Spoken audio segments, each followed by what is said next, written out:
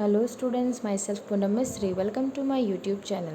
Today we are going to start chapter number 2, Cultural Heritage of India. As we have already studied about the heritage of India, and in that was in first chapter, and in that we have already studied about the natural and cultural heritage.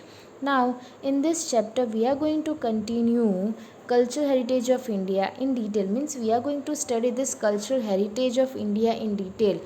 And as we all know that cultural heritage means those heritage things which are made by human beings. So now उसमें हम particularly पढ़ने वाले हैं traditional handicrafts and fine arts, जो human beings के जो skill थे, उनके जो टैलेंट्स है, जो हुआ था, that we are going to study in detail. Let's start the chapter. As we all know that India is a country of rich cultural heritage and it includes materialistic and genetical heritage. एक materialistic जिसमें people ने अपने skill talent से बहुत सारे things बनाए, and genetically heritage मतलब जो उनके फोर फादर्स के थ्रू उनमें आया है वो स्किल है, और जिसको उन्होंने यूज़ करके वो आर्ट एंड स्कल्पचर या तो बहुत सारे थिंग्स में इन्वेस्ट किया है.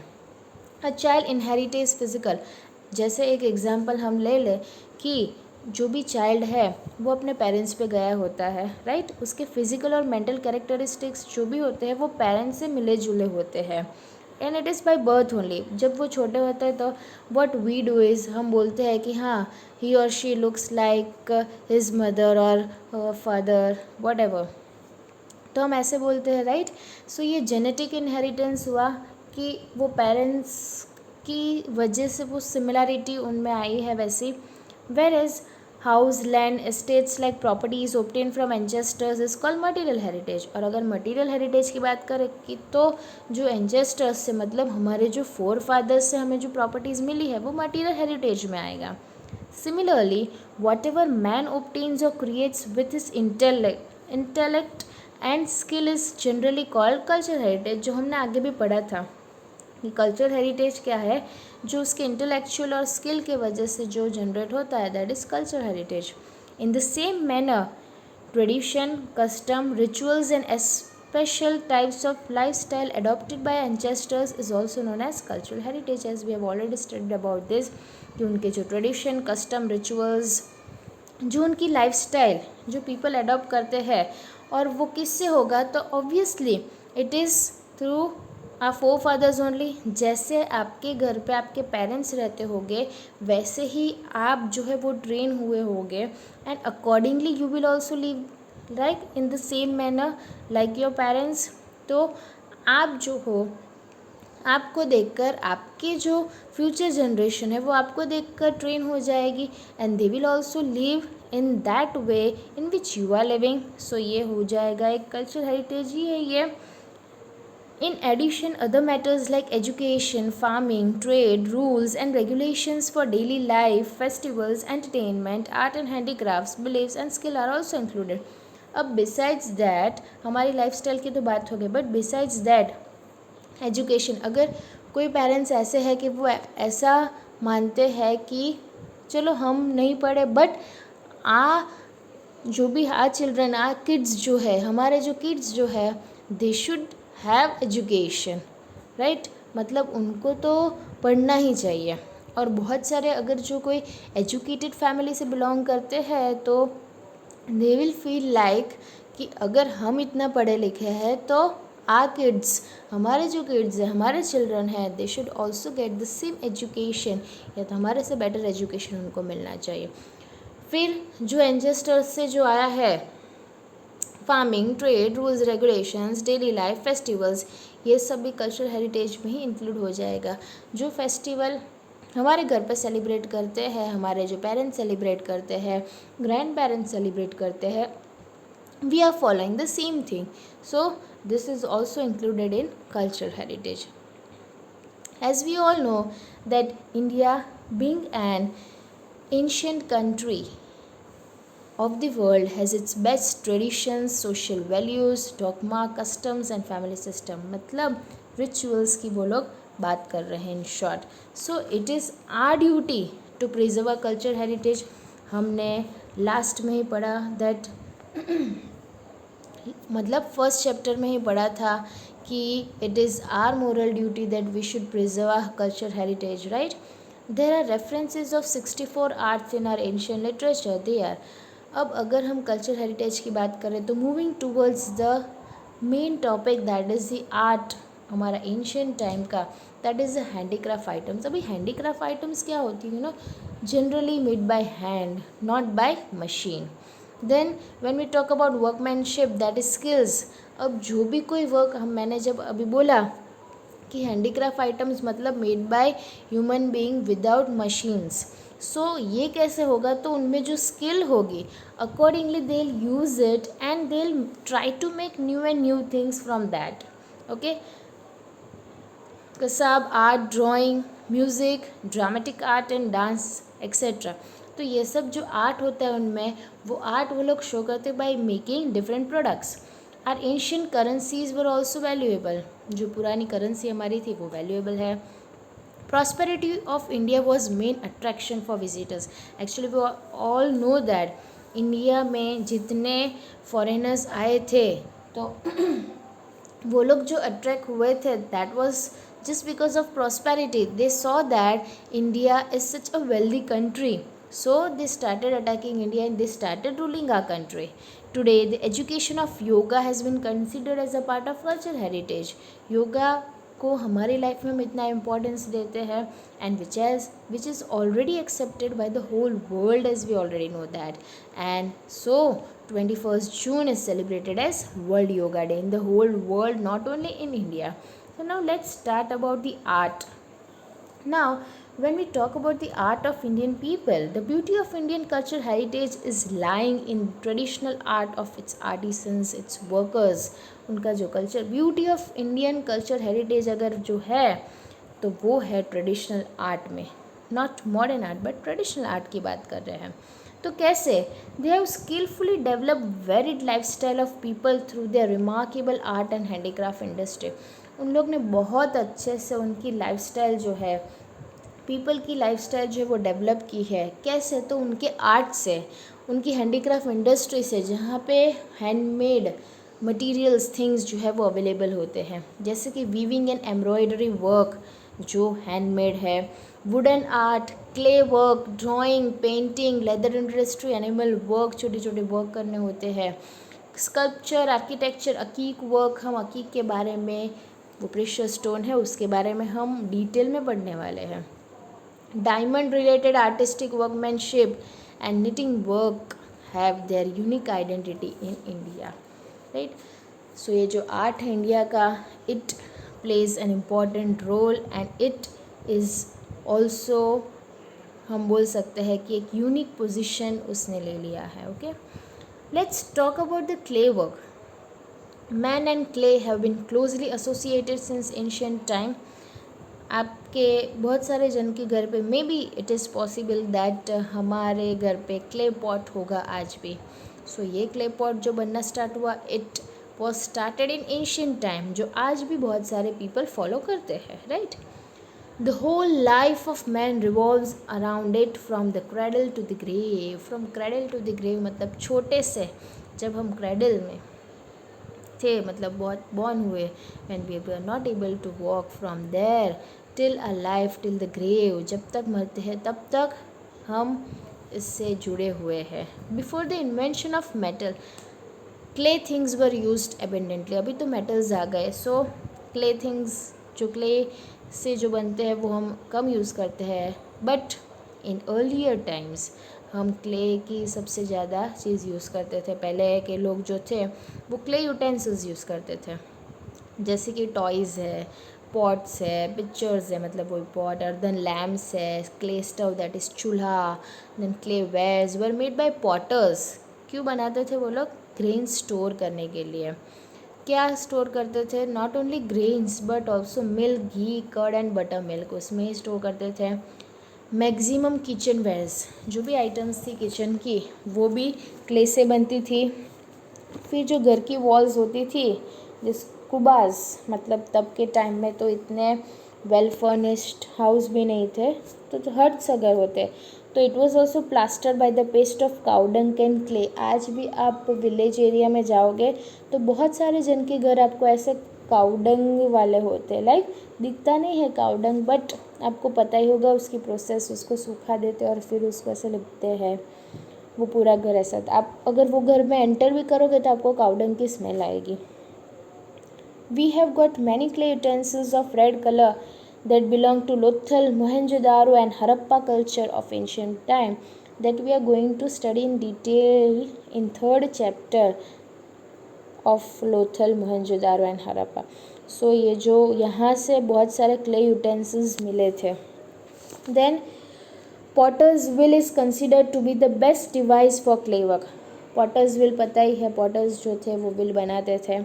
In present time also we can see Garba, that is in Navratri we are using that Garba जो है जिसके अंदर हम दिया रखते हैं in Navratri. India was famous for producing the baked utensils of baked clay as well as unbaked clay, that is terracotta. Baked utensils होते हैं, सुखाते हैं उसको, and unbaked clay भी होता है. Since ancient time this is known by seeing remains of old and handmade clay utensils from Nagarjunakonda in South India and Laghnaj in Mehsana district. तो ये कैसे पता चला? तो बहुत सारे पुराने रिमेन्स जब उन्होंने एक्सकवेशन वर्क किया होगा तब उनको clay utensils, handmade clay utensils मिले। कहाँ से? तो नागार्जुनाकोंडा इन साउथ इंडिया और लग्नज जो मेहसाना में है वहाँ से उनको मिले थे। Now when we talk about art of weaving, weaving क्या है? तो art of making long threads using small pieces of cotton. वैसे आपको पता ही है, आप जो कॉटन क्लॉथ पहनते हो तो वो सबसे पहले तो कॉटन ही होता है, कॉटन बॉल्स जिसको हम बोलते हैं ना, कॉटन बॉल्स। उसके बाद वो लॉन्ग थ्रेड्स बनते हैं and when they join together वो बन जाता है क्लॉथ। आपके क्लॉथ में आप, अगर मैं एग्जांपल दूँ कि अगर एक थ्रेड निकल गया और आप कंटिन्यूसली वो थ्रेड को निकालते रहोगे ना तो वो फट ही जाएगा, मतलब निकलते ही जाएगा, right? So now let's see here the definition of art of spinning. The art of making long threads using small pieces of cotton from cotton balls and joining them together, जिसको ज्वाइन करेंगे हम, cotton के pieces को join करेंगे, long threads बनाएंगे, joining them is called art of spinning. We know that Gandhi ji ने सबसे ज़्यादा इम्पोर्टेंस दिया था कॉटेज इंडस्ट्री को, और उन्होंने ये भी बोला था, स्वदेशी मूवमेंट स्टार्ट किया था कि use Indian products. Even today अगर आज की बात करें तो due to this situation, pandemic situation जो चल रही है, इससे हमारे प्राइम मिनिस्टर ने भी ऑलरेडी बोला है कि सेल्फ डिपेंडेंट रहो, don't be dependent on other countries. And उन्होंने ये भी बोला है we should ban some things, not some but many things from other countries. So self reliant बनने के लिए स्वदेशी मूवमेंट स्टार्ट किया था under the banner of freedom movement which has created a new history that we are also following the same thing in today's time. Now when we talk about hand weaving, since ancient time India is known for its textile know how. आपको पता ही है India जो है वो textile में बहुत आगे है। It is well known that the whole piece of cotton of a particular size, जिसको टाका बोलते हैं, of fine muslin of Dhaka could easily pass through a ring and could be adjusted in a matchbox. वो पूरा जो बात कर रहे हैं वो लोग कि पूरा जो पीस ऑफ क्लॉथ है जिसको हम टाका बोलते हैं, एक पीस, वो पूरा पास हो सकता है through a ring and could be adjusted in a match box. एक पूरे रिंग से वो पास हो सकता है, मैच बॉक्स में वो एडजस्ट हो जाता है। मोर ओवर कारपेट्स जो हम फ्लोर पे रखते हैं of several reason, knitting work on attires, मतलब हम जो पहनते हैं कपड़े, and artistry work etcetera occupied a prominent place and that is all in India only. Amongst them famous कहाँ के हैं? तो Patola of Patan, Kanjeevaram and Banarasi saris, Bandhani of Rajasthan और यूनिक आइडेंटिटी। डिफरेंट ही होते हैं, बांधनी आपको सब जगह पे मिल जाएगी लेकिन वहाँ की बांधनी थोड़ी डिफरेंट होती है। इवन हमें पता है कि अहमदाबाद और वो साइड की बांधनी भी फेमस होती है। During the golden period of Solanki era, जब सोलंकी रूल कर रहे थे, गुजरात ने बहुत सारे फील्ड में प्रोग्रेस किया था। जब सिद्धराज जयसिंह जो किंग था और उनके साथ मैनी आर्टिसंस जो वीवर्स थे, they came and they settled in Patan. The Patolas of Patan became world famous. क्यों? उसके बाद से वहाँ के जो पटोलाज थे पाटन के फेमस हो गए क्योंकि उनकी स्किल्स इतनी अच्छी थी। The art of Patan is more than 850 years old. ये जो पाटन लोग का आर्ट है वो बहुत पुराना है। Only handful of artisans have the skill for such a complicated and time consuming art. ये जो handful of artisans मतलब हर एक पीपल के पास इतना आर्ट नहीं होता है, बट बहुत कम पीपल ऐसे थे कि जिनमें ये स्किल था कि टाइम कंज्यूमिंग आर्ट, क्योंकि आप एकदम माइन्यूट वर्क जो करना है हैंड से, that is not possible for all to do. So जो वर्कर्स थे, बहुत कम वर्कर्स ये कर पाते थे। Obviously it was time consuming. The silk wear produce in Patan is called Patola of Patan. जब कब से हम पटोला ऑफ पाटन कर रहे हैं तो सिल्क से जो बनता है तो वो पटोला ऑफ पाटन, और IKT मीन्स वीविंग वहाँ पे। This type of sari is design in such a manner that it can be वोन ऑन अदर साइड। तो वहाँ की साड़ी जो हमने बात की सिल्क की, तो वो साड़ी ऐसी थी कि हम ऐसे पहन सकते हैं कि दोनों साइड से हम पहन सकते हैं। इट कैन बी वोन ऑन आइदर साइड। आप जैसे जनरली हम नॉर्मल साड़ी पहनते हैं तो वो कैसी होती है, वन साइड से लाइक प्रॉपर होता है, सेकंड साइड से वो उल्टा होता है। लेकिन ये पटोला ऑफ पाटन में दोनों साइड कोई भी साइड पहनो बराबर ही होता है। This type of Patola variety has a good durability, मतलब लॉन्ग टाइम तक चलती है। And its original colours remain intact, वो फेड नहीं होते। जैसे हम कपड़े पहनते हैं तो थोड़े टाइम के बाद हम क्योंकि कंटिन्यूसली वॉश करते रहते तो कलर फेड हो जाते, लेकिन इसके कलर फेड नहीं होते। There is a saying in the same reference, पड़ी पटोड़े बात फाटे पण फिटे नहीं। It means that the design laid down in Patola shall never fade. जो डिज़ाइन किए वो पटोला साड़ी में वो कभी भी फेड नहीं होती। अगर कपड़ा भी फट जाए तो भी उसकी जो डिज़ाइन है, जो कलर है, वो फेड नहीं होगा। सो वो उसकी स्पेशलिटी है एक। Now when we talk about the art of embroidery, the work of embroidery can be seen on the clothes of the idols. पहले के टाइम में ऐसा था, एम्ब्रॉयडरी वर्क करते थे वो स्टैचूज़ में, आइडल्स में, which were found during the excavation. कहाँ से मिला ये सब, कैसे पता चला? तो ड्यूरिंग हड़प्पा एंड मोहनजोदारो के टाइम से। The art of weaving on the clothes of man, women and children is very famous. अभी तो थोड़ा कम है, ट्रेंड ही नहीं है। देन तो बहुत सारी कुर्तीज़ ऐसी होती है कि जिसमें एम्ब्रॉयडरी वर्क किया होता है, राइट। और अगर बात करें एम्ब्रॉयडरी तो वो कहाँ पे, Sindh, Saurashtra, Kutch and at the time of Indus civilization. Similarly Kashmiri work of Kashmir is also famous, वो भी फेमस है।